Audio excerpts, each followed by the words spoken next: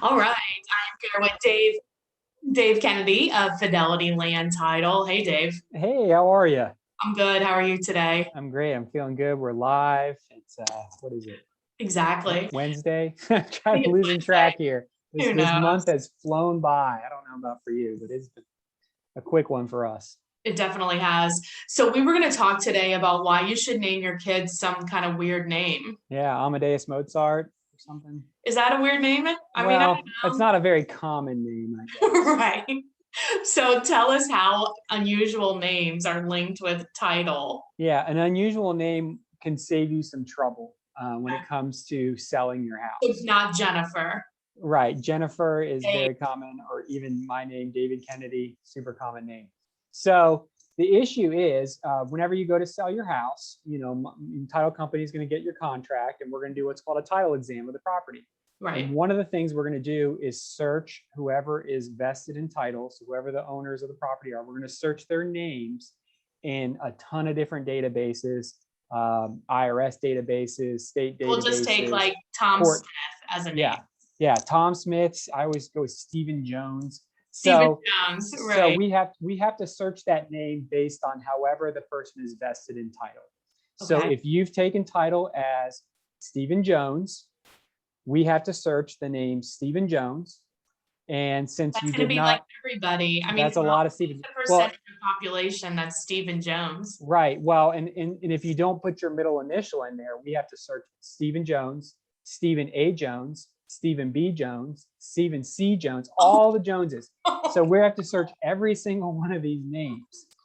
And chances are, with a very common name like that, there's a chance that somebody might have a lien against their name, Right. which we have to then consider as being a possible lien against your property. So a lot of times people get confused. They're like, oh, there's a bunch of liens against my property. But it might not actually be attached to your property.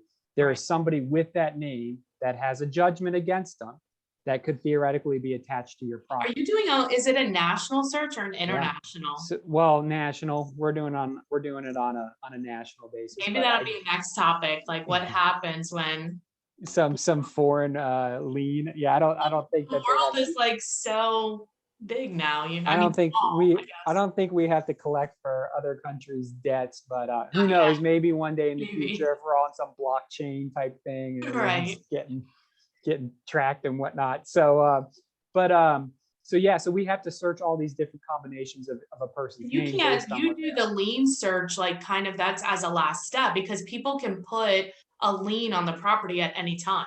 Right. So what we do at my company, at least, is we do an exam as soon as you as an agent sends over your contract. And then what we do is right prior to the closing, we perform what's called an update of title. Oh, God. Because again, we want to make sure some title companies, and I know ones that aren't a fan of, they do their exams right before the closing. And then that And might it cause gets a problem delayed. Yeah, because it especially gets if you have a delayed. common name. Yeah, because Right. all of a sudden we have a lien against somebody's name and now it has to be cleared. And because the title company waited till the last minute to do their exam, now all of a sudden the closing gets delayed. Yeah. So a lot of times, so you say my name's Stephen Jones or David Kennedy, and I do an exam, and there's a bunch of names or liens against child support, federal tax liens, all kinds of different liens against somebody with the same name as me. Mhm. What the title company has to do is get an authorization from the seller to fill out a form, and then we reach out to either the state of Ohio or the IRS or anyone else to give an authorization for them to search to make sure that it's not me. So Which then could take forever. yeah, a lot of times I would say the state at minimum 30 days, the IRS can take up to 45 days. So that's, again, it's good to work with the right title company that's at least going to get on it You ahead of mean Fidelity Land Title? time. Right, exactly. Right, Right. right, right. So sometimes there's situations where we can clear liens where we clearly know it's not the same person. And for whatever reason we're able to determine that it's not the person, we can have the seller sign what's called a not me affidavit. And that's Okay. a sworn affidavit under oath saying that this is not me, and that this is I'm as a be guilty of perjury if I lied about it and it was brought into court. So it's a sworn affidavit that gets filed of public record saying, hey, this is not me. a lot of times we'll put in the reason why we don't think it's that person.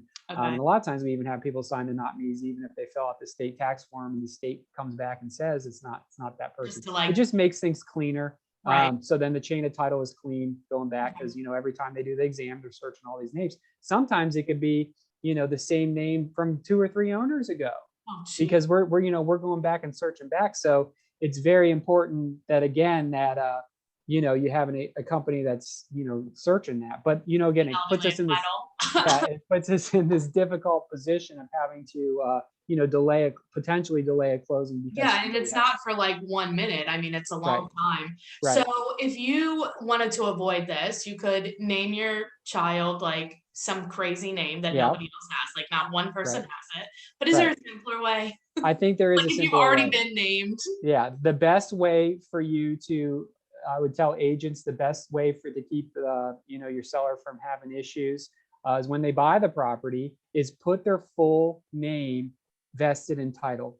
So if your name is Stephen Jones, but your real name is Stephen Paul Jones, take title as Stephen Paul Jones or Stephen P. Jones, or even better, if you're the third or the second or junior, Stephen P. Jones the third. You do be as specific as you can, because then when we go to do our exam, we're only having to search Stephen P. Jones. Yeah. We're not having to search Steve Jones, Steve A. Jones, Stephen L. Jones, and go all the way through. So I suggest to agents to suggest to their clients, take title with your full name.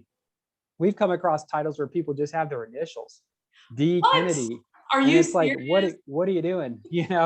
So you're going to cause yourself all kinds of headaches by just taking title. An upcharge from the title company for having to search all that. Exactly, and clearing all these liens. It takes time and money and effort, and people are breathing down our neck. So I always suggest to people, you take title with your full name, and that would alleviate a lot of issues, especially if you have a very common name. Yeah. And obviously, if you have a very uncommon name, or you have a odd spelling of your last name, that there's a chance that there's nobody else with the same name as you, and you don't have to worry about it. But it's probably a good practice to do your full name anyway. Yeah, you make sure that you know that it is you. So it save a lot of headaches. So awesome. that's kind of my tip, my title tip of the day to make your closings go smoother, is to take title in your full name.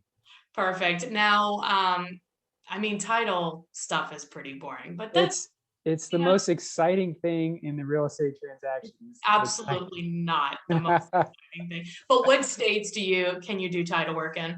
Yeah, so we operate in Ohio, Indiana, Kentucky, Tennessee, Michigan, Wisconsin, and Minnesota.